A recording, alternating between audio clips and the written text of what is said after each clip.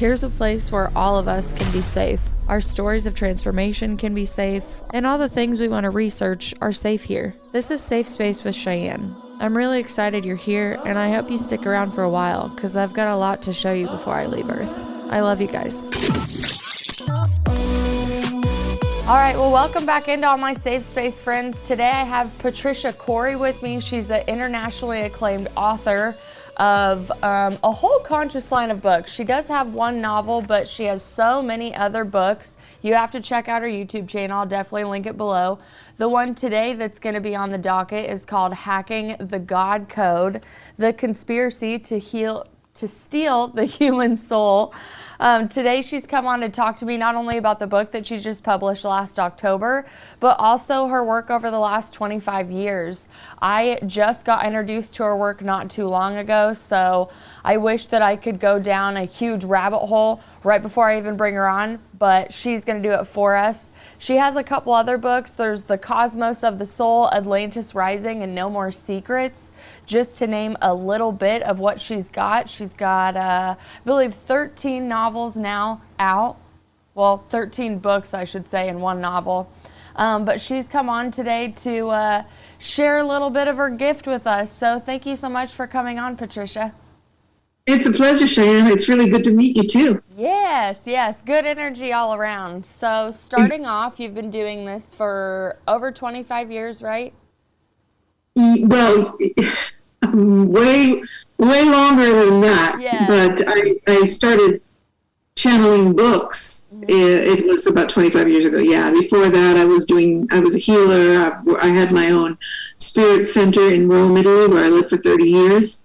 It was called Lightworks. It was the first metaphysical or New Age center to appear in Rome in a heavily Catholic environment, and was very successful, actually.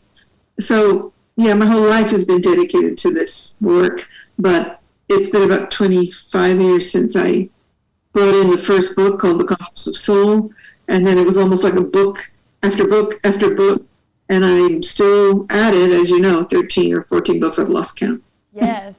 I think it's great that you've published so many books that you've lost count. I want to be like that one day, where I'm like, I don't know how many books I have out there. Go to my website. No, and one of the reasons is because there's a couple of things that weren't officially published, but still are books. Mm-hmm. So I think the count of the officially published ones is 13. So good number. Well, I'm definitely a fan. I can't wait to get through all of them. I definitely just started Hacking the God Code, which is absolutely right up my alley. Makes total sense to me.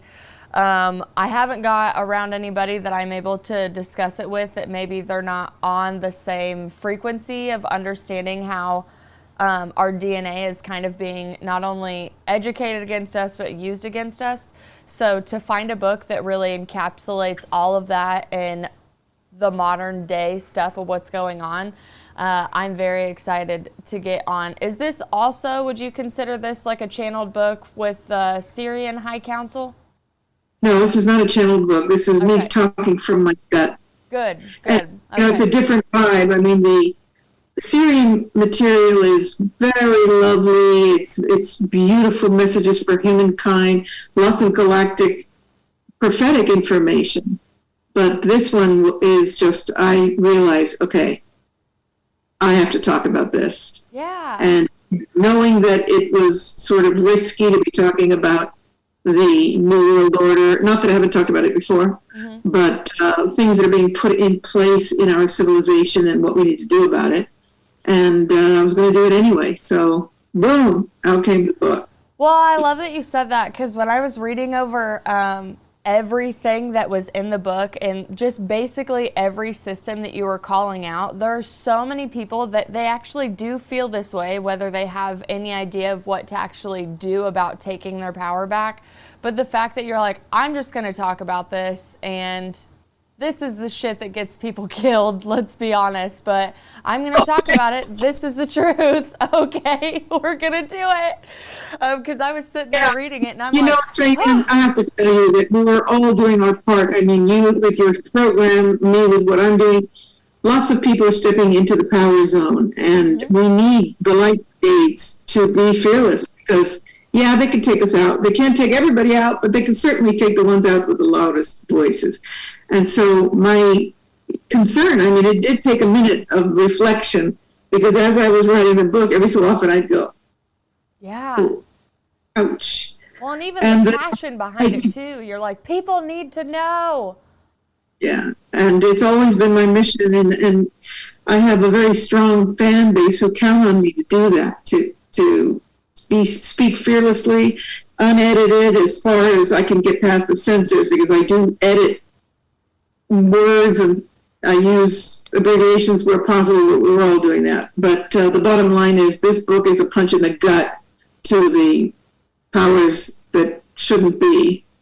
And it's a, staring down the beast kind of energy, which is what I do very well. Yeah, when I was reading just the overview of it, like, I remember the hair on my arms were like standing up, because I didn't even know that a novel like this existed, for one, especially with everything put together in one. Like, usually I think some people have like sporadic subjects that they talk about, but I loved how everything was in one book. And I'm like, these are all things that I think about separately. Like, I'm like, oh, that's made up. Yep, that's false. That's a facade. That's a trap. That's lowering our vibration. Like, that's jacking with our frequencies. That's shutting off our God source. Like, all of these things put in place, and you just called it all out in one, and then were nice enough to put it in one book for us. So I much appreciated, I'm getting all tongue-tied over here, of the consolidation of information as well.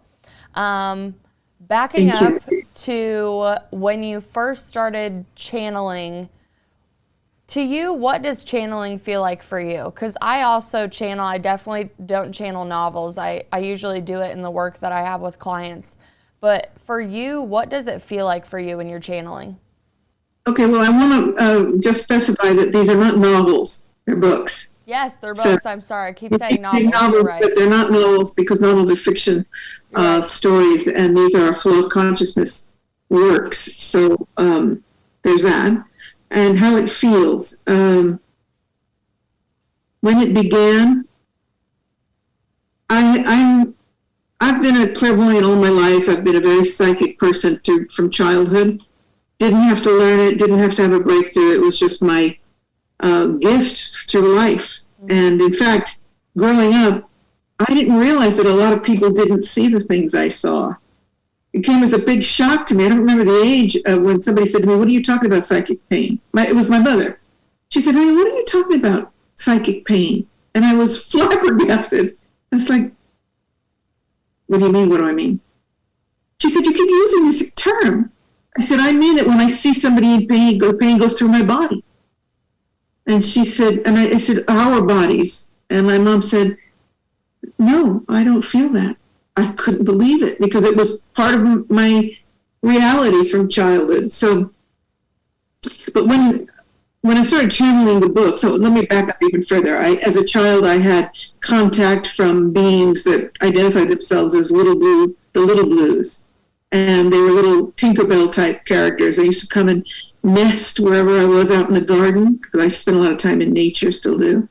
And they would nest around me, and they would talk to me about the most galactic stuff, which back in the 50s, when I was a young child, nobody was talking this language. I mean, now if a kid is talking about galactic information, it wouldn't be so surprising, because of the so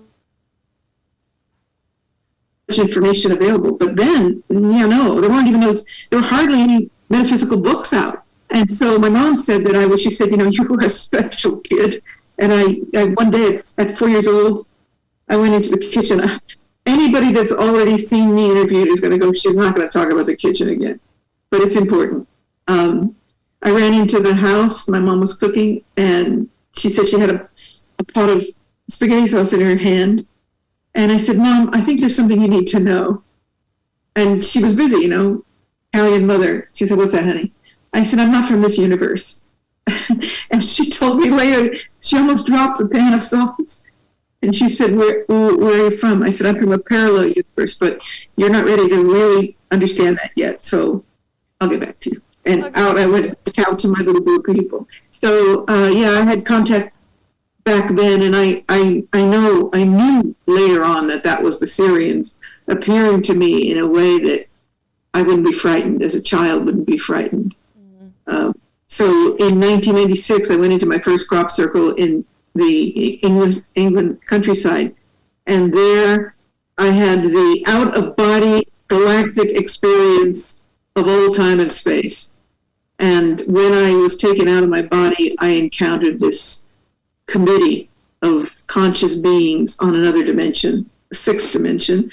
They identified themselves as the Syrian High Council, and they said, there's some things we want you to see. And I mean, you know, this had to be like LSD on steroids. I was traveling the galaxy, the beyond the universe, beyond physical reality. I was on the light strings, which I talk about in the book, actually. I don't know if you read that chapter. I haven't gone that far. Yeah, oh, you're going to love it. I was traveling on the DNA of the universe, and it was like a web, a string of geometric design. And every step I took, it vibrated the entire universe, if you can try to dig that. And I saw myself like a spider in a spider web, how my movement at any point in the galactic structure affected every other point in the galactic universe. And so it was just like understanding the DNA of the universe, because all of my work with the Syrians and my own life work is about DNA, is about that we are actually 12-stranded beings. We have 12 strands of DNA, not 2, and healing it and activating it and understanding the divine blueprint that is our architecture as beings. So that's when things really kicked in big time. And when I got back from England, I started downloading these messages. And at first it was a little bit annoying to me because, which is what I'm trying to get to here. I'm sorry if I'm long-winded. I don't like mediumship. I'm not particularly interested in my own skills as a psychic. I really I was never drawn to mediumship. So the idea of automatic writing, it didn't appeal to me very much. But there I was every morning at 4 a.m. on the computer. And it is, for me, the best way to describe this is not that a voice is speaking to me, but that my consciousness is reaching a level and something else is coming down, trying to reach my level. And there's a frequency zone where it would be like somebody trying to talk into a staticky radio, going, we're trying to tell you. And that these two levels of consciousness try to find that point of connection. And when it does happen, which isn't always, then messages start to come through utilizing my consciousness and their consciousness in a zone that I call the love zone, and magic happens. The love zone. No, that's great. I have the same definition of channeling as far as what it feels like when it like moves through my head is one feeling, but like the science behind it, like if someone was like, how do you know that? I would just be like, it's a frequency that I am vibrating on, and I am vibrating higher to get to it, and something is coming down, and we're just syncing up. And I mean, I just say that in even human connections. It doesn't have to be anything in a higher density. It's just like, even there's some people that you have a good frequency with, and there's other people who kind of like bounce off of each other, and you're like, I'm okay, I'm not going to try to tune into you. It's all right. Like, I'm not for everyone. It's okay. Oh, true. Yeah. There's just some people are just energetically repelling, Yeah. Just, no thanks. Yeah. But when you're channeling higher beings, and of course there's also the issue of people that are not channeling higher beings, but they are channeling the lower astral. Yes. And there's a lot of confusion right now because a lot of people are declaring themselves channels. And so I try to assist people, especially when I've taught courses on channeling, what it means to protect yourself and create that dynamic space so that nothing but the highest energy and the highest intention can come in. That's a big part of my work, because those lower astral critters are very eager to come on in and stroke your ego and tell you what an amazing channel you are, and then they're in. So It's very important for people to understand the And they'll dynamic also there. try to act like they're higher beings. So there's a lot of things that you can do to make sure you're calling in the right people, keeping, your channel open. For me, it's always auditing my crown chakra, even if it's just grabbing my pendulum and being like, what's going on up here? We're not allowed to see anything if this isn't open up here. Because I've had moments where this thing will just be like shooting right open. Like I'll be seeing a bunch of stuff, but my crown doesn't feel open. So if my crown's not open, I really won't. I'm like, nope, shut it down. Sorry. Crown's got to be open. Guides got to do their work. I'm not going to sit here and figure out if you're good or bad in my head right now. I have a lot of like the clairaudience in my right ear that usually comes through, and I still definitely, I feel like more of a beginner, but I still like humility wise, like feeling like a beginner so I can protect myself more and learn how to protect myself more, if that makes sense. Well, humility is the ultimate protection because this stuff comes in on the ego. So when I look at people's energy fields, people with gigantic egos always have a fissure in the energy field. And I'm going, oh, there you go. So that's how they get in. And they, these lower entities, they stroke the ego. The ego is the frequency of the ego is how they get in. And so they tell these people, they're amazing. They're the only good, the top, the best, the master, all this ego stroking. And I always start by declaring that I'm a humble student of the universe. And then I call in protection. I create a shield around me before I do anything resembling healing work, clairvoyant readings, meditation, anything. I first create sacred space around me. So that's a good thing. You and me both. I'm definitely not one of those people that's like, oh, I can't be infiltrated. I'm like, no, it's possible. Do your work. Do your work, please. So important. It really is. And I learned that early on because I used to do crystal healing back in in my healing center in Rome called Lightworks. And the first time I ever did a crystal healing professionally, I started moving the crystals around, and I wasn't 100%. I was awkward because it was my first official paid healing. I wanted to do a good job for this woman, and within minutes, there was something being released. It was really blocked energy, and all of a sudden, this thing popped out. I call it the squiggle. And she kept saying, oh God, oh God. I said, do you want me to stop? And she's like, no, go ahead. Oh, it hurts. And then finally, out comes this black squiggle. And I watch it go right through the ceiling into the apartment above.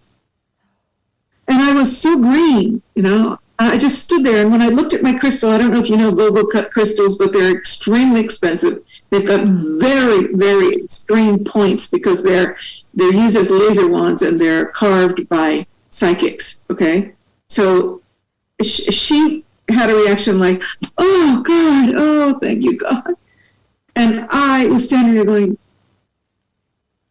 "Where did I send that?" Yeah, where did it go? I didn't do my homework, create a shield. And so I am responsible for whatever that was going through the ceiling to wherever it went. And it was like a crash course in how to prepare, how to create sacred space, boundaries, etc. I learned the first time out. And it's so important. Direct experience. And whether that's, protecting a room or protecting a space between two people, healer and healee, or whether it's just you in your work as in whatever capacity, it is so important. Yeah, that I'm glad hasn't happened to me, thank goodness, but that was one of the reasons when I started working on more people outside of my family and like my friend circle, that I'm like, I feel confident when I'm with them that I can set the space, hold the container, let them pour out whatever they need to pour out, and I can disperse it properly back to Mother Earth, because that's my big thing, is always like alchemy and transmutation of it back down into the ground, and then Mother Earth takes it back and makes it, back to the source, so to speak.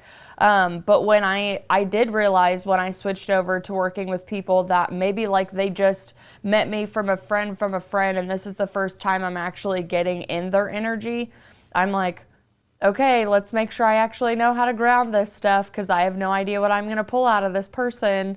And I would like, get all my crystals around and whatever other ritual sages and stuff that I needed. And I don't know, it's kind of like stage fright for the first time, and nothing black like that popped out for me, but I would feel the same way as you. I'm like, oh no, I'm such a greenhorn right now, and I'm just seeing it as this thing's floating through my ceiling. And another thing is that the tip of the crystal popped off.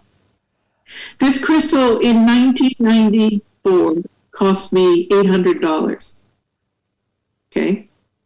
I mean, they're Vogel crystals. They're very hard to get your hands on. They're very, very expensive, right? And so here I am with my new Vogel crystal. I'm all happy and just getting into it. And then, this thing comes out. And then I look down at the crystal and the top is gone. Oh my gosh. This thing popped the crystal off. You get it? I mean, I didn't drop it. It just, the frequency of that top off of this crystal. It had to be recut. Another $400 later. Right. So I was like, okay. So I now know about creating sacred space. I guess that's a tough way to learn, but there you go. There's a difference in definitely just like hearing it and embodying it. And I think that just goes like, I remember just starting a yoga practice when they're like, okay, touch your heart space, feel into your body, feel into this. And you're just like, I don't even know how to feel into my body. Like, this is so weird trying to get into this. And then when, it obviously becomes you and you embody it, you feel it, you sense it, it really does become a part of you. But for the beginners listening, which is why I really like anytime I have a channeler or anybody with open clair senses, I love for them to talk about how they experience it, because we really all do experience hooking into source completely different. The interpretations are probably my favorite part. One of my other curiosities about you is how you got the inspiration to write Atlantis Rising. Oh boy. So I'm an old Atlantean. I have some vivid memories, not just dreams, of lifetimes in Atlantis. And I've been fixated on Atlantis most of my adult life. It is a channeled book, so the thing about the books that are channeled is the Syrians come in, I believe that they pull from my experience, my karmic, I don't want to call it baggage because that's got a negative connotation. It's my karmic about stack. your Akashic, like your Akashic records, would that be accurate? Yeah. Okay. And they pull from that. And then, I never knew what the title of the book would be. I never knew, which was so exciting, because now that I'm writing my own book, it's like, oh, I've really got to do different work here. But in the case of the channel books, I didn't have to think. It was the use of my ability with language definitely was involved in the process. But it was like the title of okay, so here's how it went. The first book, The Cosmos of Soul, I woke up as soon as I came back from the crop circle, and it just started bing, every morning, 4:00. And then somewhere in the middle of the cruise, it would just go, wow. And I'd be in the middle of it going, we're done? Are we done here? And then the next day, it would be picked right back up. Try to imagine this. So you've got in the middle of a sentence, and it's over, and you're like, okay. And then I would sometimes try to finish the sentence, and it sounded ridiculous, so I just stop, and then the next morning it'd be right back to where that was and pick up again.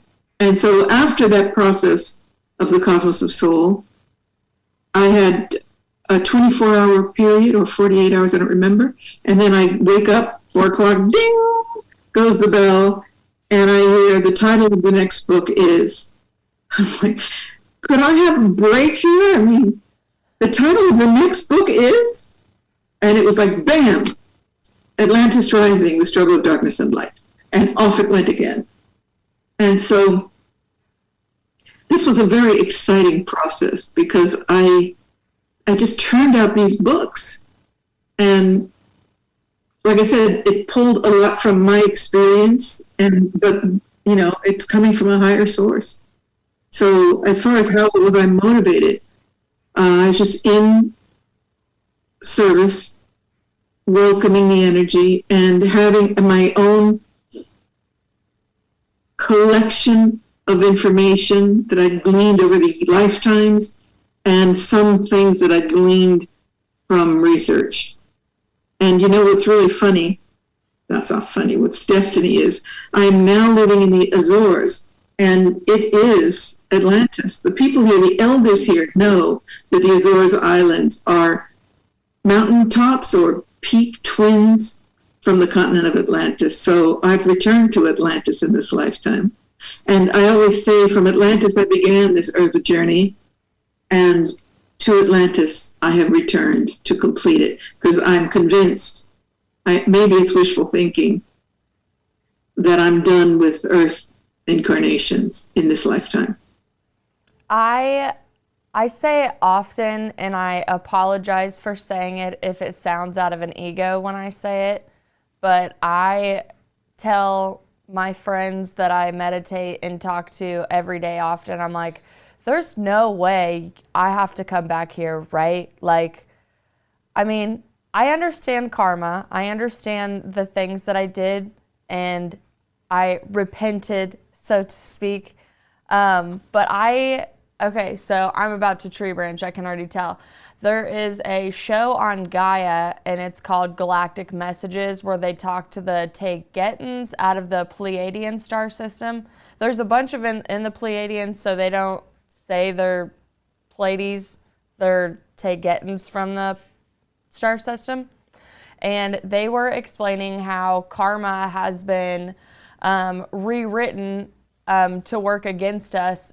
So they're like, yes, if you do something, it sends out like that negative vibration. You do have to, like, it's kind of a boomerang you send out, it'll come back, and you need to make it right. But in order to make it right, you have to understand what you did. You have to forgive yourself, and then moving on, you don't do that again. So yeah, I'm not saying if like I killed someone in this life that I don't automatically have to come back and figure it out in another lifetime.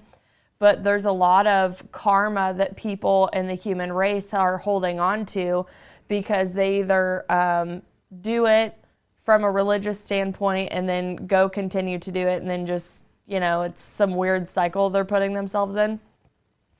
So I, from a very humble and humility standpoint, have been like, guys, there's no way we're coming back, right? Like, we're doing the right things now. We have the rest of our life to dedicate to the good and to the light work and, servicing humanity, so to speak. I'm like, but I barely made it through my 20s. So, like, let's talk about what other dimensions I can go float around on, or maybe I can go just make sacred geometry and the 8 or 12 for a while. Like, I don't want to act very cocky when I say this is my last incarnation, but I really do feel that this is my last earthly incarnation. And I sleep well at night knowing that. There's ego attached to that. I think there's a deep sense of knowing. First of all, I would like to submit that Earth is probably one of the greatest universities, spiritual universities in the galaxy. So, when people say, what are you talking about? Earth is a prison, Earth is this and that. No. Earth is an extraordinary opportunity to take a giant leap on your spiritual path, because it is it's a higher education. It's a university for your spirit, for your soul to confront itself.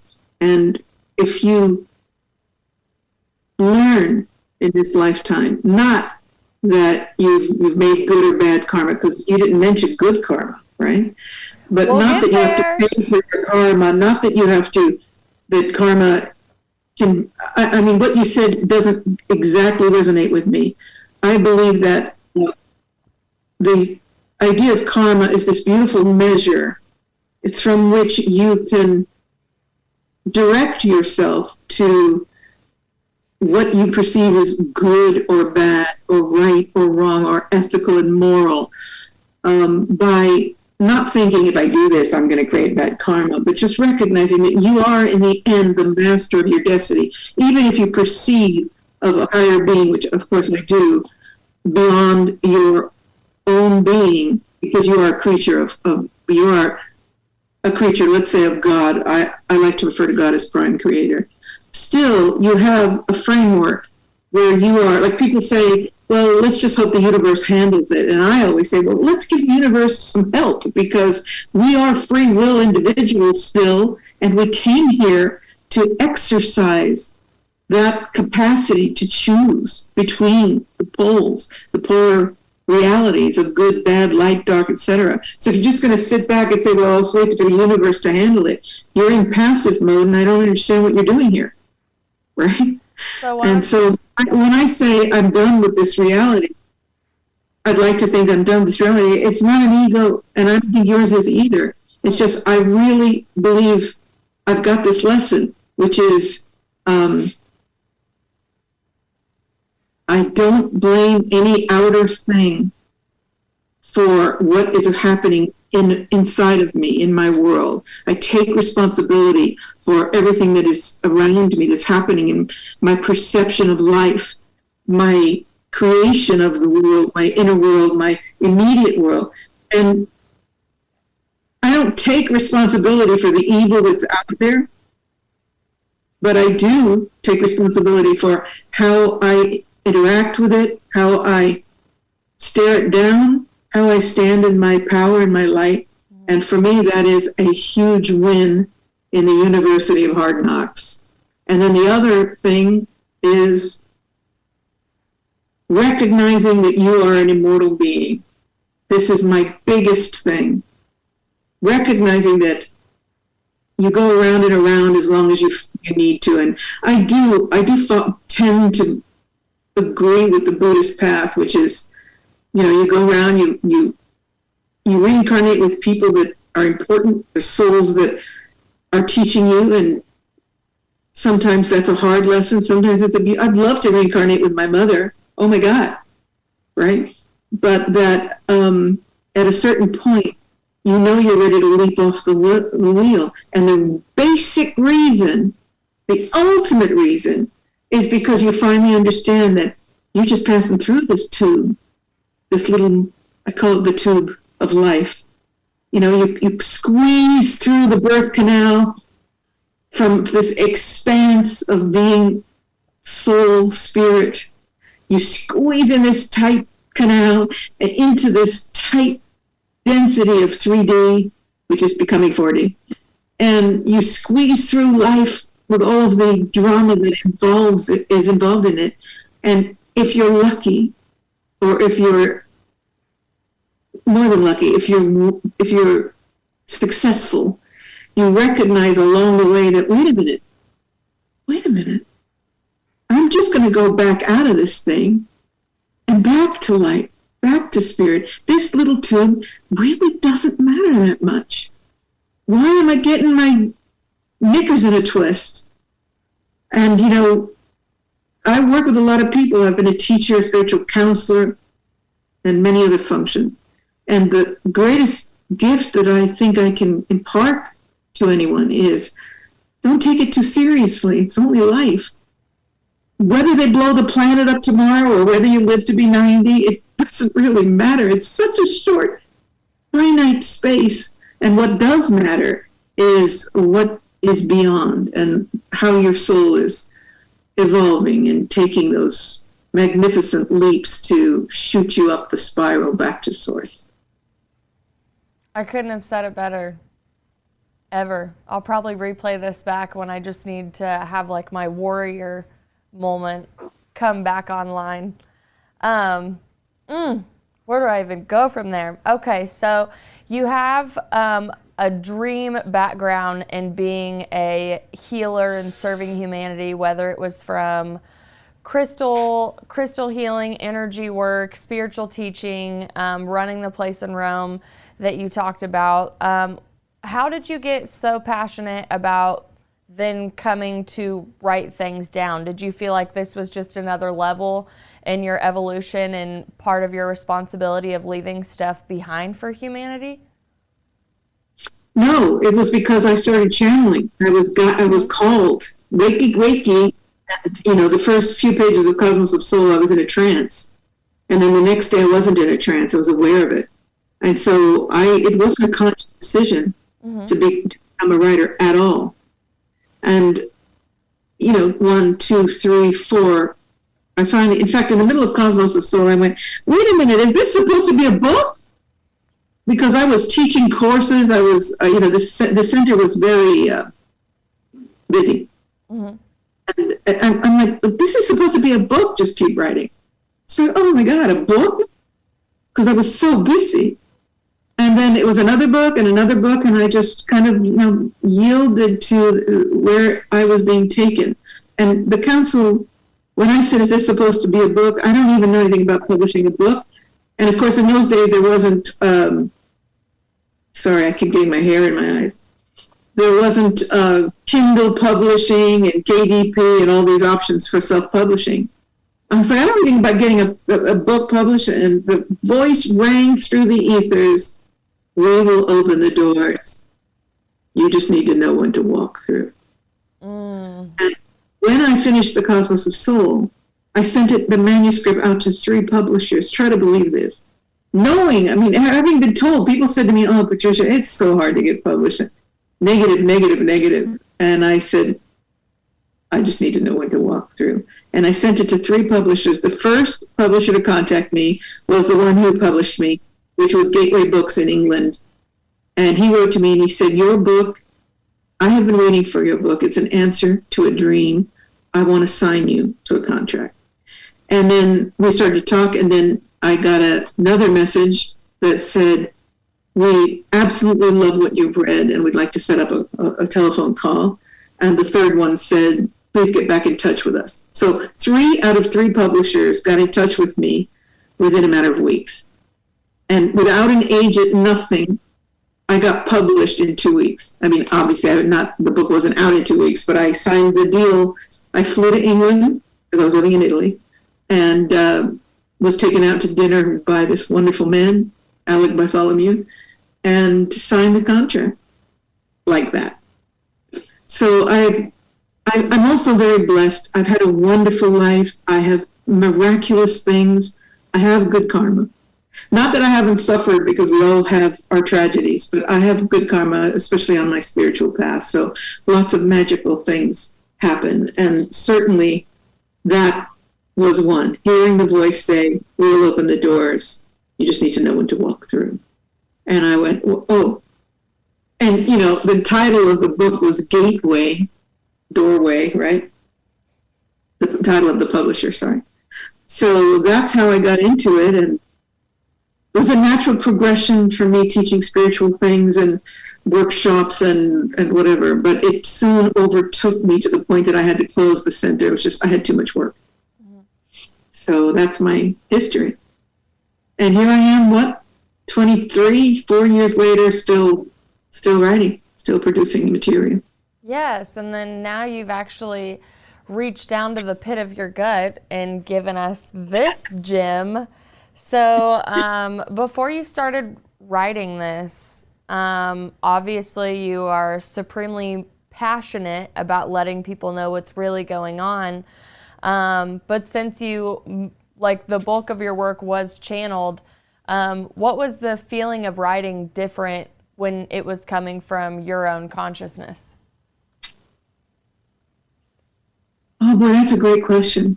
For starters, I had to identify what I thought was the most important thing to share at this time.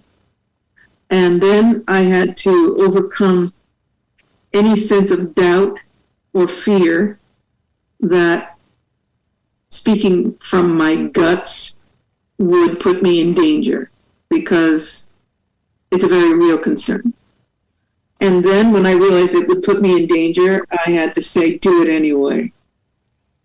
And so then when I got through that process, I just started to I started with a conversation about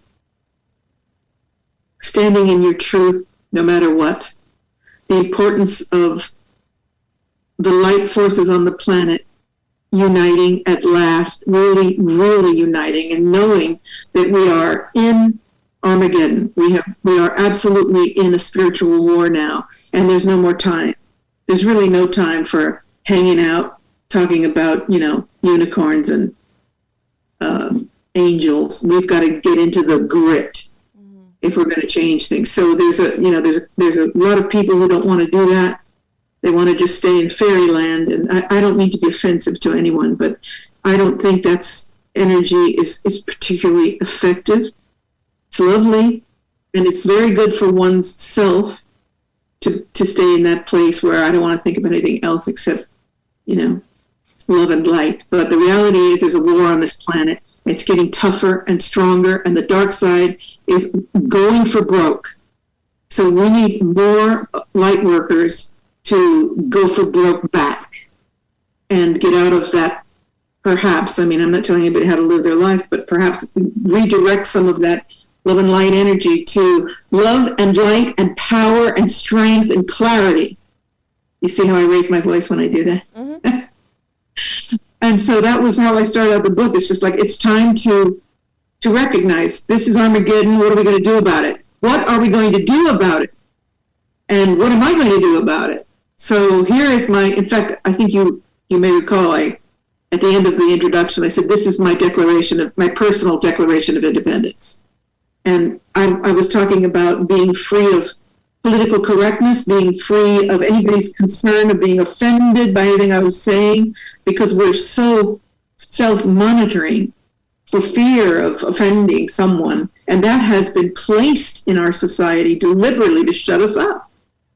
If you really look at it, these guys are geniuses, these evil dudes, right? The architecture of the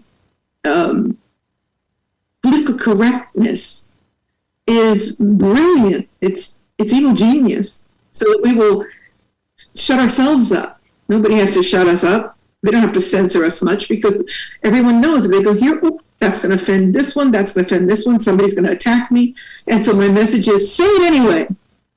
We've got to get out of this. We're going to break free of this pen that we've put ourselves around, like corralling ourselves in this cage, and speak our truth. So that's what motivated me to write the book. It's like, okay, time to speak my truth, and I'm going to spill my guts on everything I understand as the dark force intent upon destroying human beings, all living life forms, the planet, taking complete control of the planet, and redirecting the human race into Borg creatures, cyborgs, with this push to transhumanism and artificial intelligence, which is running rampant. And that's kind of what got me off and running. So I've definitely seen advertisements, commercials, even, real life videos of people overseas that actually already have just like a phone implanted in their hand, their debit card implanted in their hand, like they swipe into their building with their hand, like implants all over them from these like tech companies. And the way that they're selling it to people is it's just like, look how cool, my phone's in my hand. Yeah, I don't have to carry this bulky thing around anymore because I can just put it in your hand, and look how convenient it is. And it's the most terrifying thing that I've ever seen in my life, that anything gets implanted in my body that could also make me turn into a telephone or a computer. And then it also baffles me that the same people that do not believe in frequency, energy, or vibration, like they just still think that science is woo-woo, are the same people that are falling for the technological advances of turning into some cyborgist human creepy computer crossbreed. Like they're completely falling for it. They're the sheeple of the world is what I think. Completely falling for it. And then they're going to all of their other friends and being like, look, like, let's peer pressure everybody. Because you're right, the people that shouldn't be in power, bringing all of this negativity down, they're really smart, especially like you're talking about political correctness. I'm talking about introducing words into the water pool that even infect our conversations to the point where you go, oh my gosh, didn't you know that they 2 weeks ago were not allowed to use that word anymore? They rebranded that word. If you don't use this rebranded word, you're ignorant. You don't want to be ignorant. You better talk like all of us. What they want to do is remove our humanity. So when you hear that you're no longer supposed to use the word mother, you're supposed to use birthing parent. This is, and of course, then there's the whole question of the gender. Yeah, of course. Effery, mind effery. But what they want to do is remove our humanity and remove our sense of being human. So mother, which evokes, for most people who have had a decent mother, it invokes such a sense of belonging, a sense of contact, communication, love, trust, especially for me. I had an extraordinary mother. And birthing parent evokes nothing except that would be computer language. Birthing parent number 1, birthing parent number 2, right? Almost like binary code, so that they remove the emotional attachment that is in language and start to move the conscious mind over to language that is more like binary code. Because they want us to be emotionless, vacuous, robotic beings. And eventually, yes, take the chip. Neuralink wants to put an entire computer in your skull. I'm sure you've heard about that, and I talk about it in the book. And eventually alter the DNA so that the DNA responds to a new messenger, and the messenger RNA. Putting new information into the DNA. And this is one of the themes in the book, an important theme in the book. And so I refuse it. I'm going to go down kicking and fighting. Mother is mother, baby. And I don't care how much you warp and mutilate language, which is why I wrote that introduction, which I think is very powerful. I'm not going to yield to the mutilation of language, which I adore, I love. English is very important to me, and my background is linguistics and foreign languages. And I'm not going to start speaking like a robot because you are instructing society that this is the new talk so that you can strip out of us everything that is human. No, and no, I'm not going to invent 87 gender pronouns. I know what a gender is, and I don't want to get anybody's feathers in a ruffle here, but I just watch this all and say, hopefully we'll move past this, because this is mind effery. You know what I mean by effery, right? Well, I definitely still think, like, I consider it, I say 3D and 5D just to keep it on 2 subject lines. So a lot of the things that are being fought on Earth right now, even though they are for the evolution and the suppression of the human race and human consciousness, I always, like, in my mind, before I even put any type of emotion into the situation, I observe and I don't attach on a lot of things, just because I am naturally a supremely passionate person. So I don't need to overexert my natural passion for things if it really is orchestrated against me no matter what. So when it comes to anything divisive, I believe it's orchestrated division, 2 wings of the same bird that are never going to fly together. So I kind of like eagle eye the situation, and I'm like, why is this division here? We're all pretty smart. We know that divisive things don't really come together, and if division doesn't come together, then nothing can really be done. So there must be something at the top dividing everything, whether it's the war on language, whether it's the war on race, finances, poor, gender, all of these things. they're divisive for a reason, and it's distracting everybody from something that's even bigger. But if I'm mad at you that you don't want to call me my new pronoun, and you're mad at me because of, whatever we want to throw in the scenario, you and I aren't ever going to be worked together as a team. Therefore, the guy in the higher realm laughing at us being so divisive is the one who's actually winning, when you and I are standing on opposite ends, acting like we're supremely passionate about something and we're going to die on the cross for this. Right. And the guy that you're talking about in the higher realms, but I know you don't mean higher realms, but higher position. Higher position, definitely not higher realms. They're laughing, although they're sitting in their boardrooms going, what should we throw at them now? Let's see. Men can get pregnant.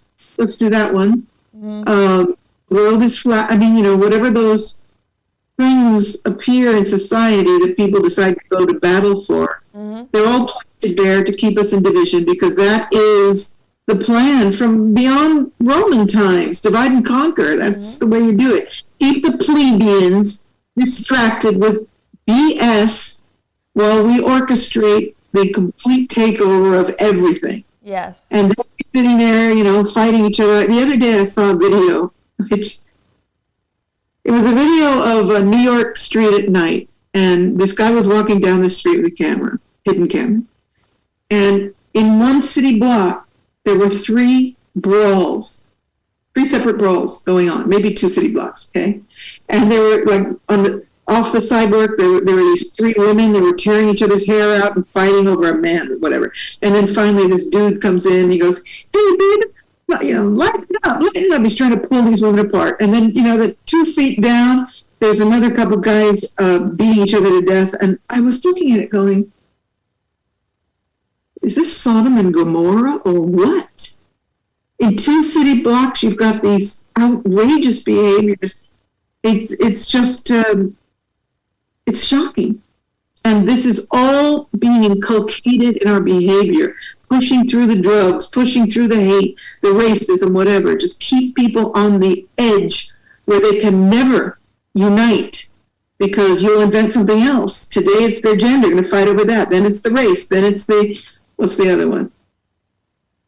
Race, gender, you name it. I mean, there's so many things that people are fighting over. Relationships are almost in the background. Back in the old days, passion. What am I trying to say? Crimes of passion were usually a jealous, enraged partner.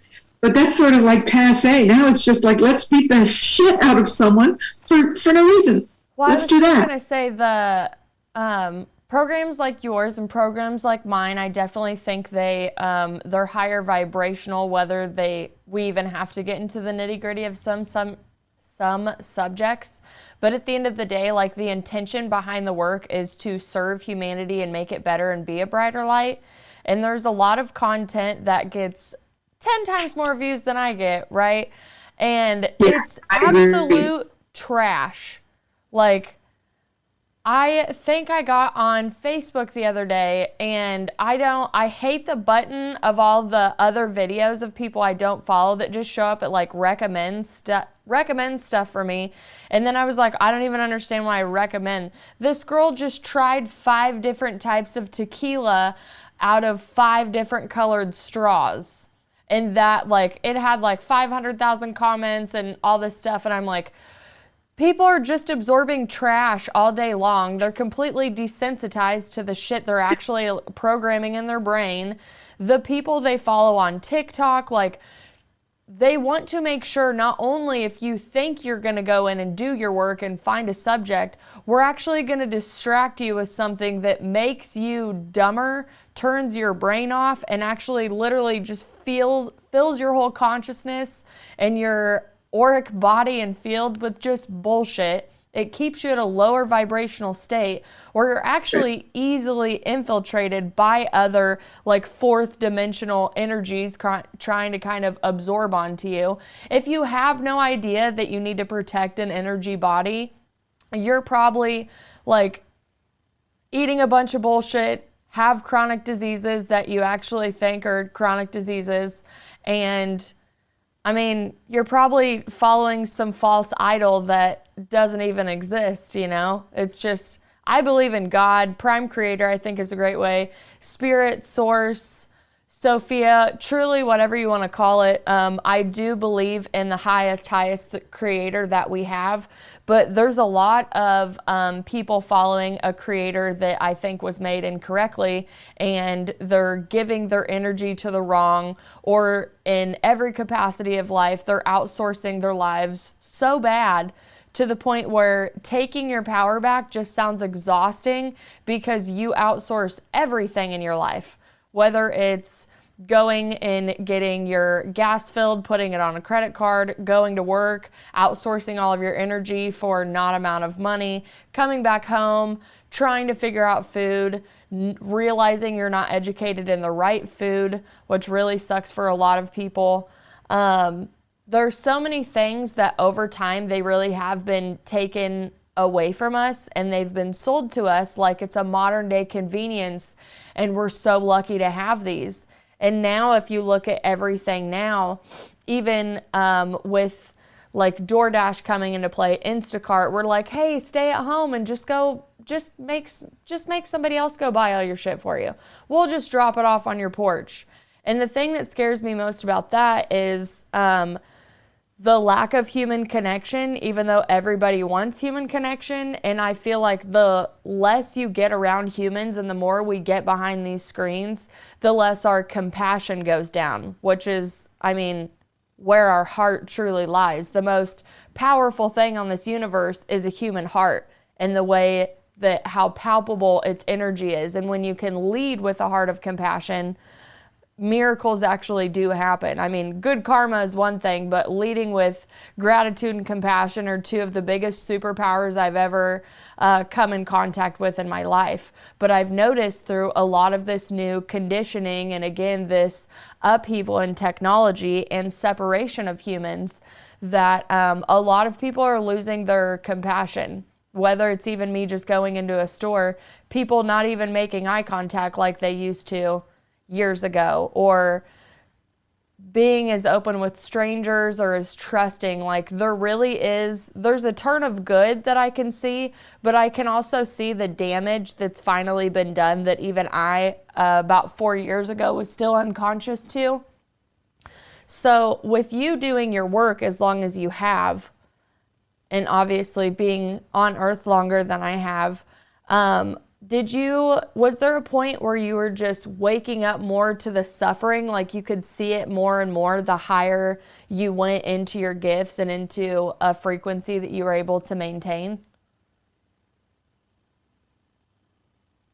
I have to reflect on that question. It's okay. It's kind of a big one. First, before I try to answer that question, and say that yes, on the other hand, I'm seeing more citizens starting to intervene in violent moments.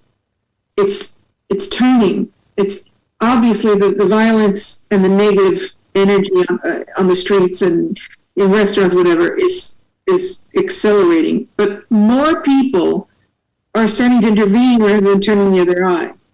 I just saw a video where this guy went into a restaurant, demanded that he gets free food, and when the owner said, no, you need to leave, he throws him, knocks him out, and starts turns tables over in the restaurant, and a few of the people seated in their seats got up and pinned this guy against the wall until the police came. And the police said, we're happy to see people intervene, we just don't really get hurt.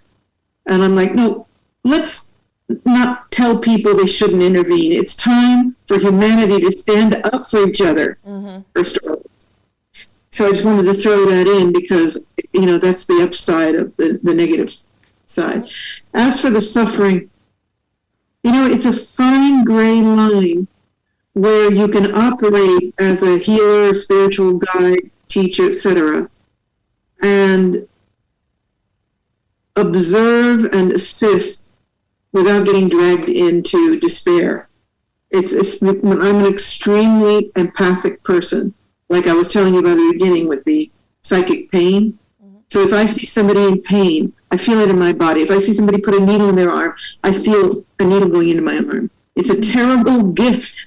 I always say to people, be careful what you ask for, because it's painful. And some people have said to me, can't you just turn it off? I go, no, I can't, because if I'm serving as a healer, I need to know where that pain is. So in the days when I was doing psychic crystal healing, just by scanning somebody, I would know where, where the pain was, or, like somebody had chronic pain in his shoulder, but I never wanted anyone to tell me, because I was doing this work psychically. So I'd feel the ice in the arm, and then I'd get a psychic vision of a sword going in another lifetime. So I needed that skill, because it served me in a big way as a psychic healer. But there's a point where, especially with children, especially with animals, I can almost not take it anymore, the suffering. So I have to, many times in my life, step back. Like I volunteered at an animal shelter. I just couldn't do it. I was in a state of despair all the time. And these little animals, up against the wall, not even wanting to look at humans. I just couldn't bear the pain, the emotional duress of it. And, I couldn't take all these animals home with me. And so, there's just so much pain on this planet. And it really is, if you're serving as a healer or whatever category of work you do for spirit, you have to make a contract with yourself, what you're able to do and how much you're able to involve yourself without getting pulled into the despair. And it is a constant tightrope, constant. And so right now, for example, I think you'll agree, of course, you are much younger than I am. But as you go through your life, your spiritual life, you go through many phases. And right now, I'm in a phase of warrior.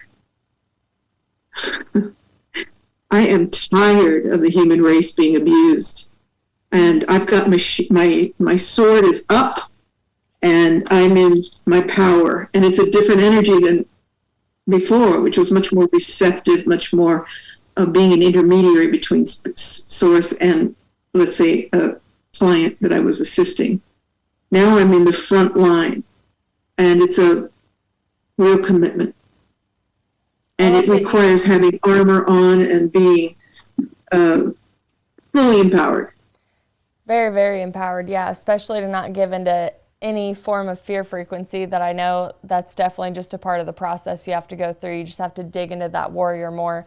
And I love that you bring that up. I have characters that I refer to myself as, just because I sway in and out of so many ones, but there are two that really stuck with me that definitely, they're like my warriors and my protectors.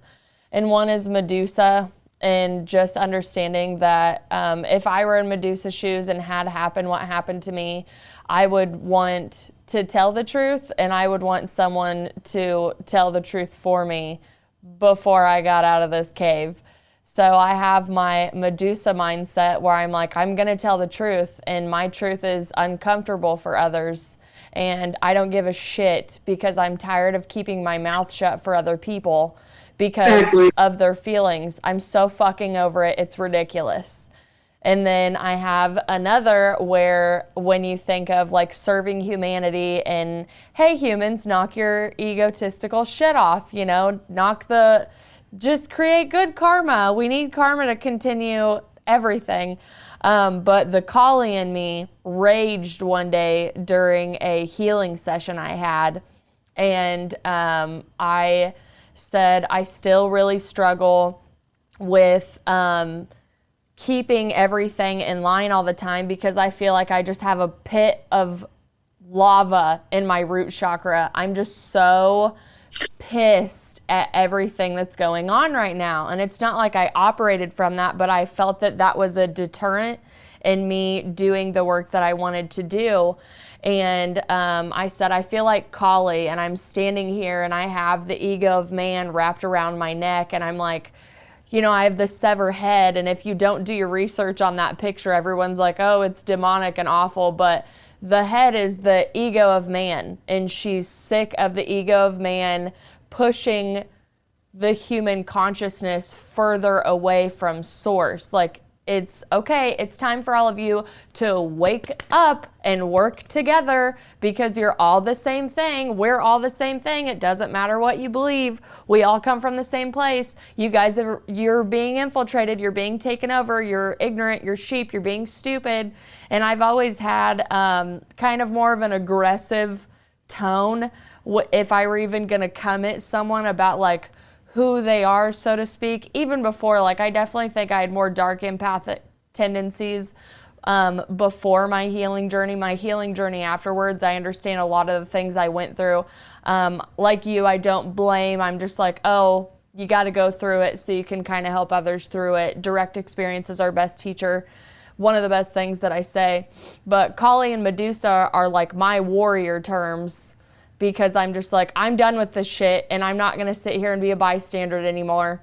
And I still have people in my life that they're like, but what do we do?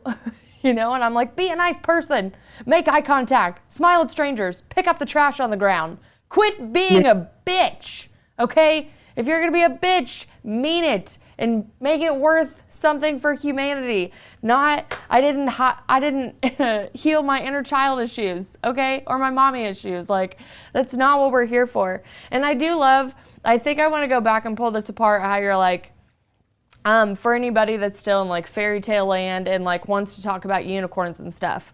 What I took that as is there was a video I watched where a lady's like, I think it's really great that you have found that you can talk to your life guide and your spirit guides and extraterrestrials. She goes, you didn't come here to just sit here on Earth and just talk to voices in your head, okay? Stand up, rise with us. We need you to fight. You actually incarnated here to fight. Did you know that? Did you know you have to leave your house?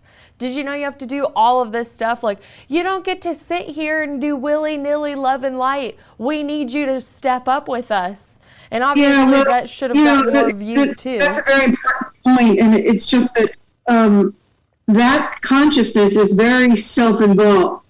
It's like, I'm channeling, my spirit guides this, and it's kind of like a yesterday type of energy I've been around a long time doing this spirit work, and it was wonderful discovering ourselves. And I think that there's a lot of people that are still in that stage of discovery, so it's new. But for people that have been through it for so long, it's like, could you kind of speed it up here? Because we don't have time for you to be fantasizing about, like you said, voices in your head, whether they're in your head or whether you're channeling them. I'm not one to make that determination, but it's time to turn your energy out to the greater good, because this planet is at war, and people don't want to hear it, but it's in your face. The G20 meeting 2 days ago, Klaus Schwab stood up, Bill Gates, they are not politicians. Hello? So now it's the G22, because they have self-appointed themselves leaders of the entire political class. And Schwab got up and he gave a speech about the way things are going to go down. And they're dark. So it's great that you're making, scented candles, but hello, you better figure out that if you are truly a member of the light brigades, it is time for you to shake yourself up and say, oh, I actually have to put myself out there a little bit. Mm-hmm. And, the self-aggrandizement that comes with, there were periods in all of our lives when it's like, oh, I knew that. I knew that was going to happen. Ooh, the phone. Discovering your gifts is cool. Mm-hmm. And talking about them is fun. But it's time to get moved beyond the toys, the tarot, and the toys, I call them, that we work with. It's time to move. I've put out a tarot deck. I love the tarot. But my point being, we're entering into another level now, whether people want to notice it or not. And it's time to turn your energy out instead of self-aggrandizement of all your gifts. And if that means, like you said, helping someone on the street, being a lighthouse. I always tell people this: if you don't want to be in the front lines, for God's sakes, be a lighthouse. Stand for that. Mm-hmm. Shine. When you enter the room, you want people to go, whoa. And it also feels like it's time to move beyond, my boyfriend, I'm not loved. The emphasis 20 years ago was how do I find my soulmate? How do I improve my love life? It's like we've moved into a time now where people are recognizing that this is an existential crisis on the entire planet. And that these desires are bigger, the need of the individual, the need to be loved, to find your soulmate or whatever, is now the need to save the planet, to assist humanity. And some people understand it and some people don't, but they will, because getting overwhelmed here. It's okay. The information that we're getting about starvation and the destruction of the food supply, it's methodical and it's every day. It's worse. They're turning the screws. Now there's going to be the strike on the trains. They keep blowing up the food supplies. The money's crashing, and people are still talking about meeting their soulmate. Maybe it's time you started to look at the outer world, the reality, which is why I wrote that book. You asked me why. Look at the demon. Look at the devil. You can stare it in the face. And when you do that, which is what I do in the book and what I do in my life, when you stare the demon in the face, it shrinks because it feeds on your fear. So when you look at it, it's okay. And I think I said in the book, show me what you got. In fact, I did, because somebody said to me, Patricia, isn't that just, poking the bear a little bit? Damn straight. Let me poke that bear. This boogeyman. Come on, let's see what you got. Because the only way that we're going to disarm it is to look at it in the face and let it understand, this dark force, that we are not afraid. We are not going to give it our loot. It is not going to suck my adrenal energy out of my being. It cannot enter this space, because I, Patricia Cori, am a sovereign being. Period. I say that and I get goosebumps from my feet to my crown. Yeah, no, you gave me goosebumps over here, and I love it. I mean, I definitely feel how in your power you are. I love how, you have a very docile tone about you, and then really when that warrior kicks in, she's here. And yeah, I love it. I can't wait to get further into the book. I wish that I could have finished it all in the week that I had, but that certainly wasn't on my list. It's a big book. 370 pages. It is, and I mean, luckily it's my language, so it's not like it's hard to digest where I have to put it down and, really like integrate it. I've had a few books where I'm like, man, I can't wait to pick this back up in a few years and understand it a little better. But no, yours is right on key with all the things that I feel and know about DNA transfer, and how, our secrets are locked in there. And it's been used against us, There's a study that I found, can't quote it right now, but it was talking about how important it is for you to figure out what foods your DNA can work with, because certain foods can turn on ancestral links, good or bad, in your DNA.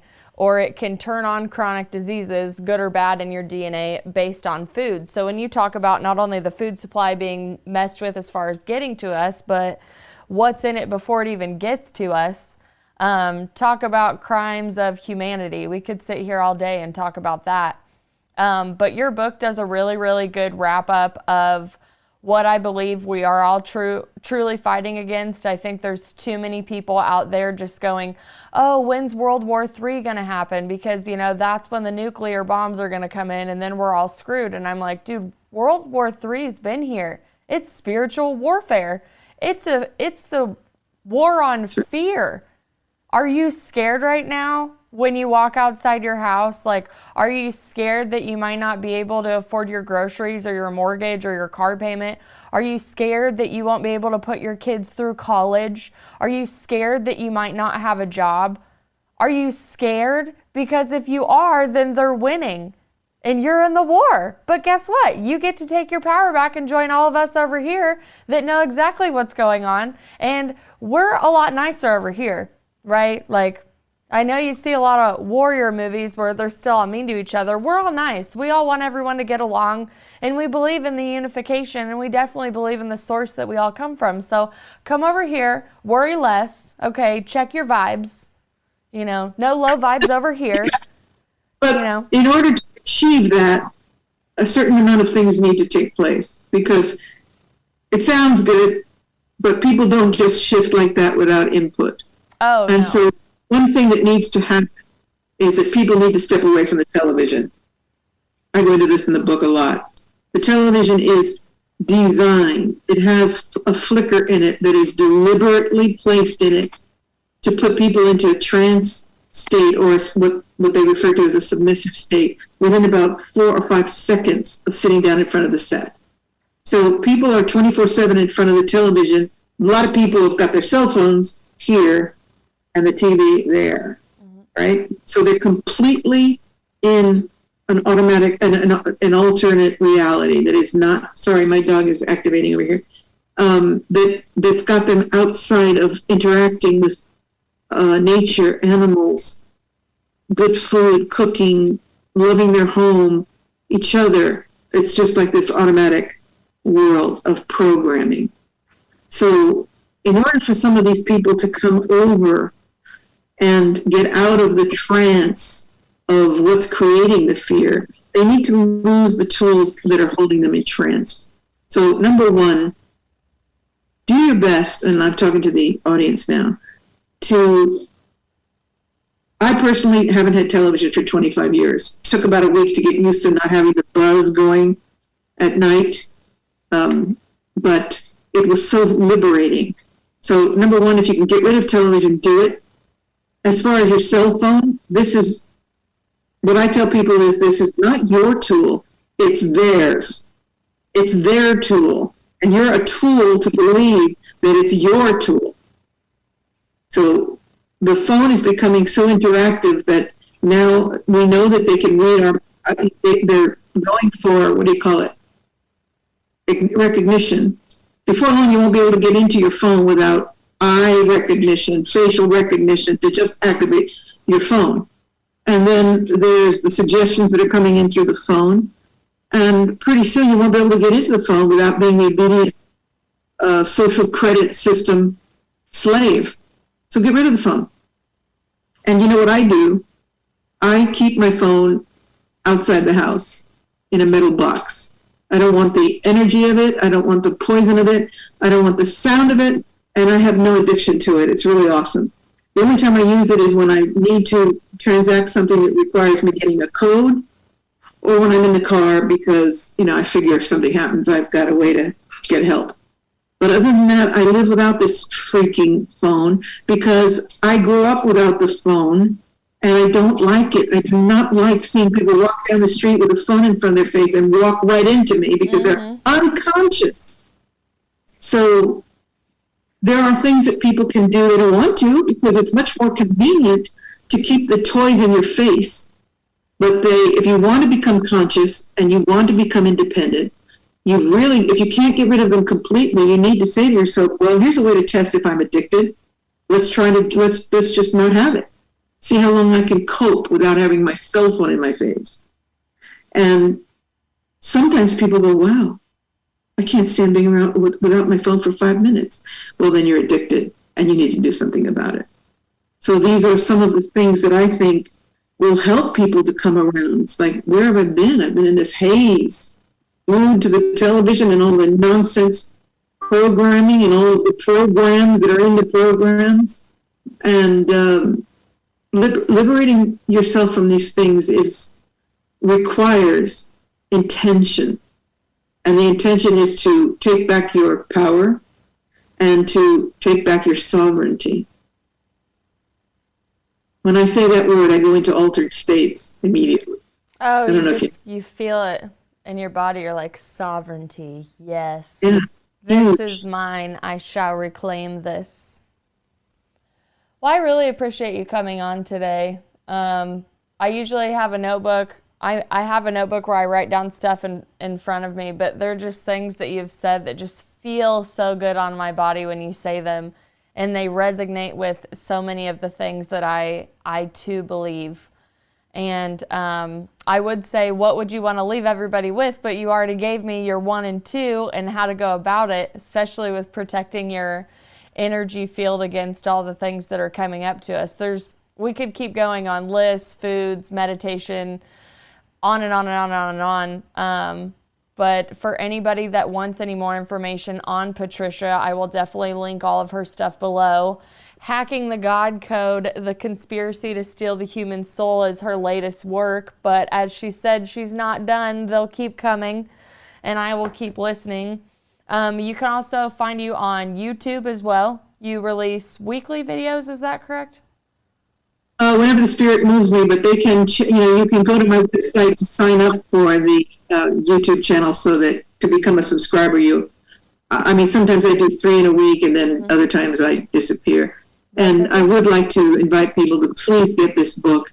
If you want to really look at your own sense of empowerment and how to cope with what's going on. People are telling me, it's got 5 stars on Amazon, and people are saying, I feel so empowered from reading this book. And that's what my mission is, to empower people. So that's what I want to leave you with. Be empowered, be strong. Know that no matter how dark things can look, the light force is a power that will not be put out, will not happen. So come on board, get active, and let's move on with this Armageddon scenario so we can go into the golden age that we came here to live. Yes, absolutely.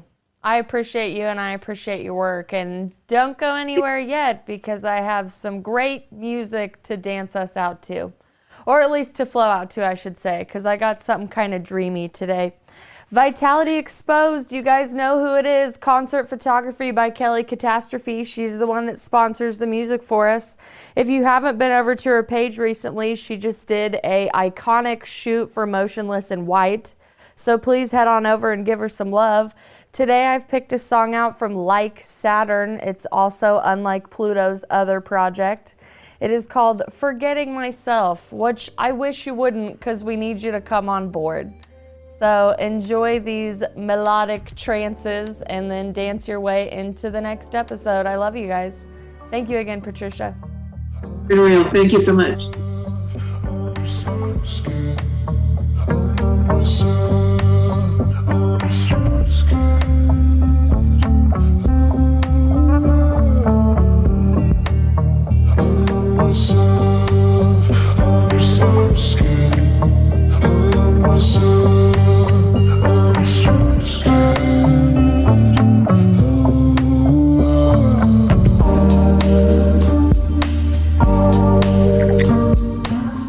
This is the Hoosier Media Network, your home for podcasting.